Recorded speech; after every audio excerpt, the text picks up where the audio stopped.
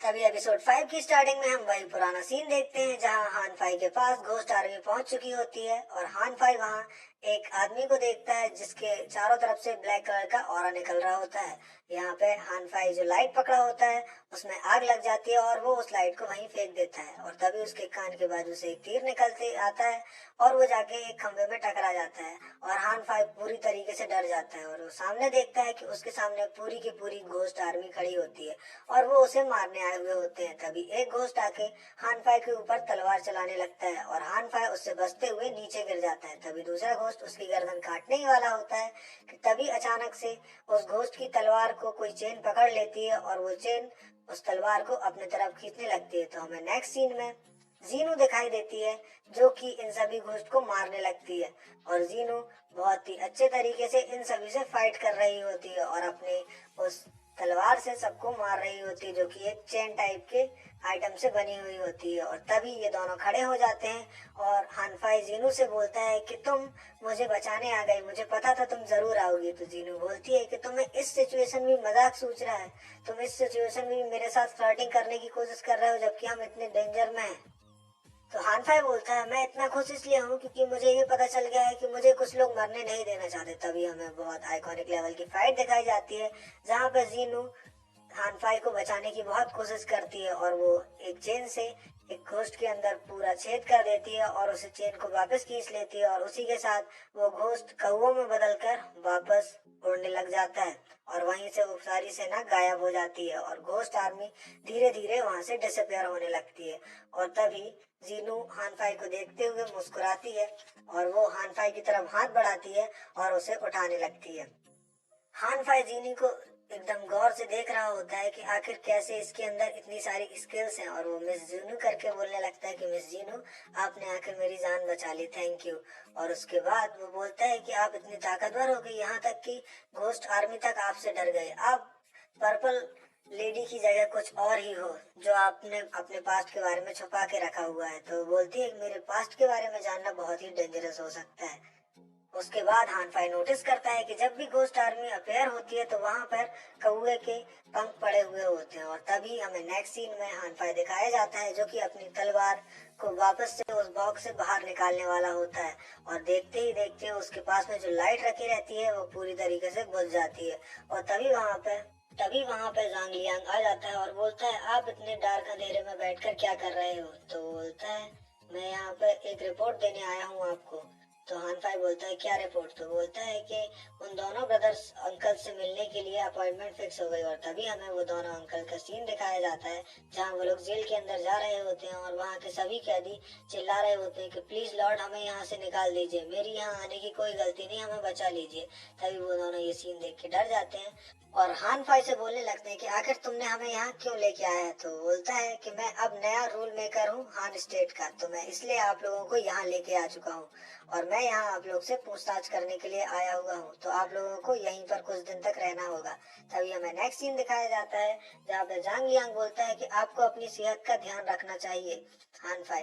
तो हानफाई बोलता है कि मेरे जिंदगी में अगर लड़कियां और दारू नहीं होगी तो मेरा जीवन बेकार है, मैं इसके बिना कभी जिंदा नहीं रह सकता और इसके बिना मुझे लाइफ रिग्रेटेबल लगने लगेगी।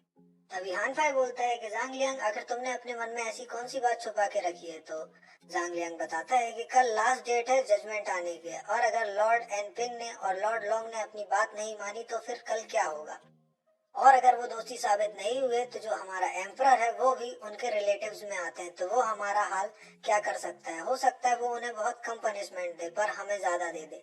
तभी वो एक ड्राइंग बनाता है हानफाई और जांग लियांग को दिखाने लगता है। बोलता है इस ड्राइंग में तुम्हें क्या नजर आ रहा है। तो जांग लियांग बोलता है मुझे दो बंदे दिखाई दे रहे हैं, मतलब दो आदमी दिखाई दे रहे हैं। तो बोलता है कि मैं इतनी गंदी ड्राइंग करता हूँ कि जांग लियांग तक को कुछ समझ में नहीं आ रहा। तो फिर वो जांग लियांग को बताता है कि इनमें से एक लॉर्ड एनपिंग है और दूसरा लॉर्ड लॉन्ग है। तो वो बताता है कि मेरी ड्राइंग थोड़ी बहुत बेकार है, चलो मैं इसको और थोड़ा सीधा करता हूँ। उसके बाद वो बताता है कि ये लो अब हमने इन्हें दो अलग अलग जगहों पर कैद कर दिया है, दोनों एक दूसरे सामने, दोनों एक दूसरे से कभी मिल नहीं सकते। तभी हमें प्रिजन का सीन दिखाया जाता है जहाँ दोनों को अलग अलग कमरों में बंद किया होता है। ऐसा लगता है जैसे एक सिरे पे है तो दूसरा दूसरे सिरे पे है। अब वो लोग एक दूसरे को बात नहीं कर सकते और ना ही एक दूसरे की समझ से आंसर दे सकते हैं। कोई म्यूचुअल अंडरस्टैंडिंग अब उनके अंदर नहीं रह पाएगी। फिर हान फाई बोलता है कि उनके सामने एक और कंडीशन रखेंगे कि जिसने कन्फेस कर लिया कि प्रोविजन केस से वो रिलेटेड है तो उसको जिंदा छोड़ दिया जाएगा, और जिसने कन्फेस नहीं किया उसे हम मार देंगे। तो वो बोलता है कि मेरा आइडिया कैसा लगा, तो जांग लियांग बोलता है कि मुझे आपका आइडिया बहुत अच्छा लगा। तभी वहाँ एक सैनिक आता है। सैनिक कहता है कि लॉर्ड एनपिंग ने और लॉर्ड लॉन्ग ने आपके साथ बात करने को कहा है और वो कन्फेशन के लिए बिल्कुल तैयार हैं।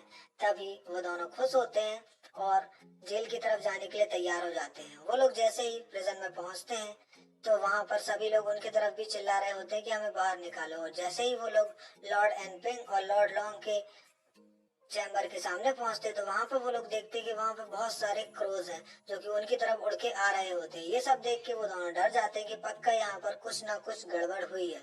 और हमें नेक्स्ट सीन दिखाया जाता है जब सैनिक लॉर्ड एनपिंग के रूम के अंदर जाता है तो वहां पर वो सबसे पहले उनको चेक करने के लिए उनके शोल्डर पर हाथ रखता है, और जैसे ही वो उनके शोल्डर पर हाथ रख के उन्हें पीछे तरफ मोड़ता है तो हमें दिखाया जाता है कि लॉर्ड एनपिंग मर चुके हैं। उनकी बहुत ही बेरहमी से डेथ हो चुकी है। फिर वो लोग सोचते हैं कि कन्फेशन के कुछ देर पहले ही ये दोनों कैसे मारे गए। तभी हमें नेक्स्ट सीन में दिखाया जाता है कि हान फाई ने एक सुसाइड नोट लिया हुआ है जो लॉर्ड लॉन्ग का है, और वो बताते हैं कि मुझे घोस्ट आर्मी के रोज सपने आते थे। जब से हम लोग उनसे बच के आए हैं वो रोज रात को हम लोगों को डराया करते थे। इसी के चलते हुए मैं आप लोगों से माफी मांगता हूँ कि मैं अब मरने जा रहा हूँ। और उस लेटर में ये भी लिखा रहता है कि जो हान एम्परर है उनको अपनी इन्वेस्टिगेशन चालू रखनी चाहिए। तभी वहां पे जांग लियांग बोलता है कि इन दोनों जो सुसाइड नोट है उनमें राइटिंग एकदम सेम है। और फिर वो हान फाई से बोलता है कि ब्रदर जरा देखो इनमें दो चीजें एकदम सिमिलर हैं। वो पूछता है कि इनमें क्या सिमिलर है, तो वो बताता है कि रॉयल अंकल्स के जो जेड पेंडलेट्स हैं वो दोनों ही गायब हैं, जो कि इनकी एक पर्सनल चीजें हैं, और वो डेथ की जगह से बिल्कुल ही मिसिंग हो चुके हैं। अब वो कहाँ पर है। फिर जांग लियांग बताता है कि बाकी जो 5 मौतें हुई हैं उनके साथ भी यही हुआ था। तो हान फाई बोलता है कि क्या घोस्ट ऐसा काम कर सकते हैं कि वो पर्सनल चीजें लेके आए। तभी एक सैनिक आता है जो कि उन अंकल्स के लिए खाना लेके आया होता है। तभी हान फाई उनको चेक करता है तो उसे पता चलता है कि इस खाने में किसी ने पॉइजन मिलाया हुआ है। तो वो बोलता है कि अगर किसी घोस्ट को उसे मारना होता तो वो पॉइजन का यूज कभी नहीं करता, वो इन्हें ऐसे ही मार देता। यहाँ पर पक्का कोई और है। और यहीं पर एपिसोड 5 की एंडिंग होती है और हमें दिखाया जाता है कि आखिर हीरो को फिनिशिंग पॉइंट